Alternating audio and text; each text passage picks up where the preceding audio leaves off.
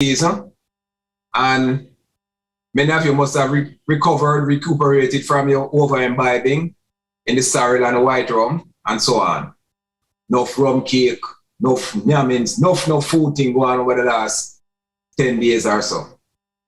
And as you know, the festive season in our culture is a rich and fulfilling period in time, starting about the 1st of December and about the 30th of January, if you follow us. Yes. But don't want to put a pin in the balloon. On a serious note, it's not always so festive. As for many of us, Christmas is a kind of anxious time because if the dollar's not right, you kind of wonder what's going to happen in terms of the food distribution at the household, or the clothes, or the party going, or the activities, and so on and so forth. But there are many of us who don't have no hope. Christmas is just another day and the calendar is just a blip in our lives. And as part of the friends, family, and community discussion that we have had over the last year or so, we must be reminded that from our little humble beginnings, we built a community spirit based on volunteerism. And that is which I want to talk a little bit more about tonight. The idea of giving back to community. Many of us take, but many of us don't see fit to give back. And there's no formula, there's no template about giving back. Because as a youth, I can remember there were institutions like the Salvation Army who would come out at Christmas time primarily with a kettle out by Musgrave Market.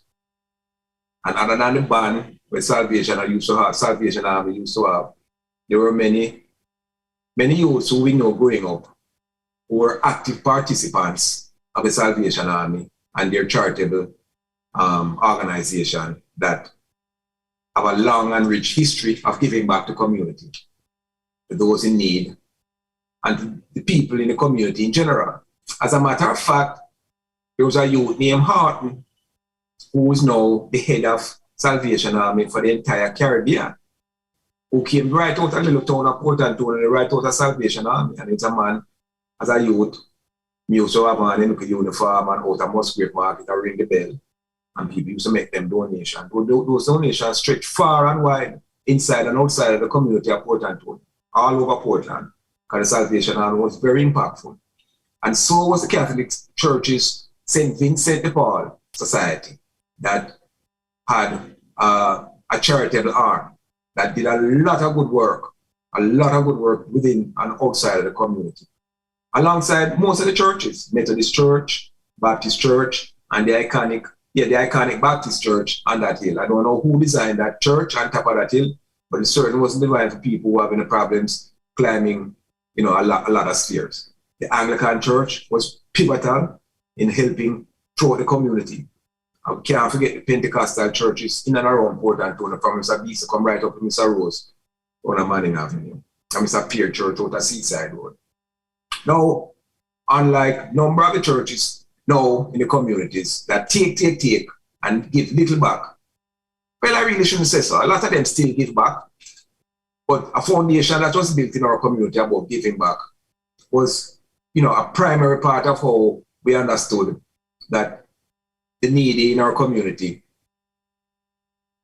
at least if it's even once or twice a year, somebody would have been looking out for them. And I say that to say this.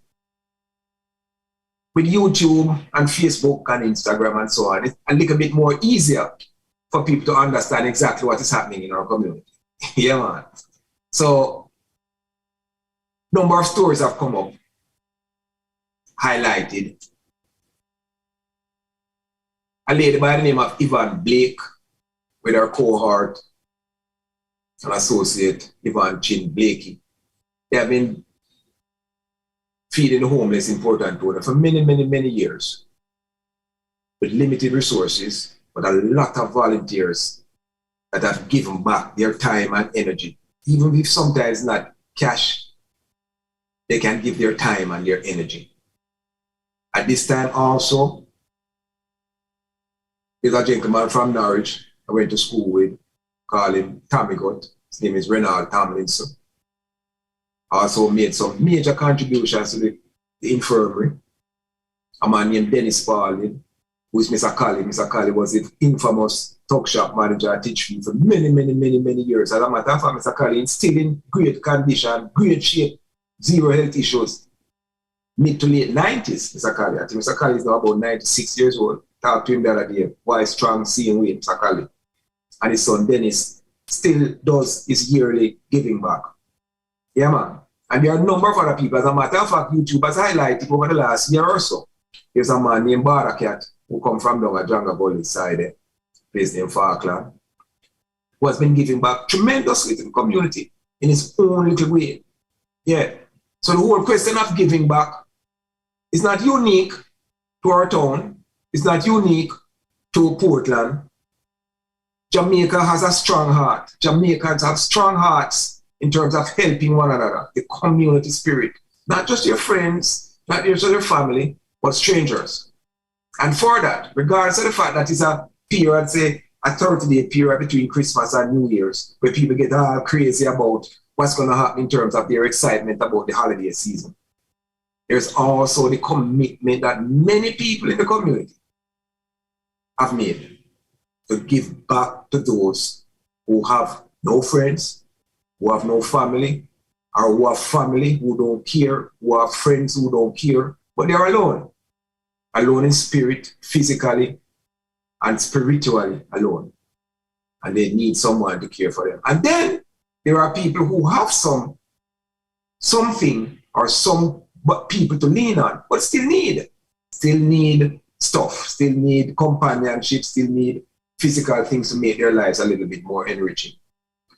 So, with that, I just like to remind us all that regardless of how little, of how much we have, because be reminded, that what my experience has taught me is not those with a lot that give a lot, It's those with a little give a lot. Those who in the middle give a lot. Those with little give a lot. Those at the top with a lot give, but they don't give with the kind of enthusiasm that the people in the middle and the people who have little or nothing within our community. They miss this and they miss that. Who from time to time, regardless of circumstances, will always find the time to give cash or kind, help one another in the community. And this is how we have built our strength, regardless of the economic situations that Jamaica has faced over the years. You know, say if a potter run down the road, a man nah go hungry. In America, if a man don't know you, you maybe live in a community for 20, 30 years and you never talk to your neighbor then 4 or 5 times within that 30 years, So they don't know if you're under pressure. They don't know if you're under pressure. Them see you come and them see you go, and nobody really. It's just a cultural thing. But we know within our community that many of us have depended on our neighbors, depending on our friends, depending on our families. And it's stretched for the full gambit of our community, whether it is a school or a church or a volunteer organization, that has helped. So let us be reminded that the spirit of giving doesn't necessarily need to be uplifted only in the festive seasons, the holidays and the birthdays and the Christmas and the Easters and so on. Let's show that love and that kindness, that empathy, that sharing, that giving, that keeps us together, that makes humanity humane, that puts the humane side of us in the forefront. So the Tommy Goods of the world, the Ivan Blakey's of the world, Ivan Chims of the world, the Barter Cats of the world, the Dennis Spaldings of the world, the volunteer communities within the world system that help people along the way. Let us just be reminded that we are part and parcel of it, and the foundation on which our lives were developed is seriously meaningful for the upward upliftment of our people. So once again, as we move through, it's a new calendar year.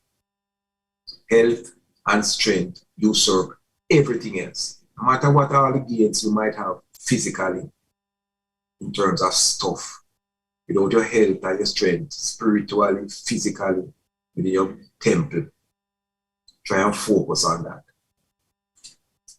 and see how best we can reach out and give a helping hand. Yeah, man. So with that, as we walk forward, just walk good.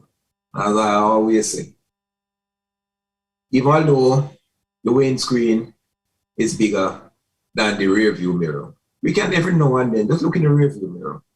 I would not have to live in the past, but just reminisce. Walk good and take it easy.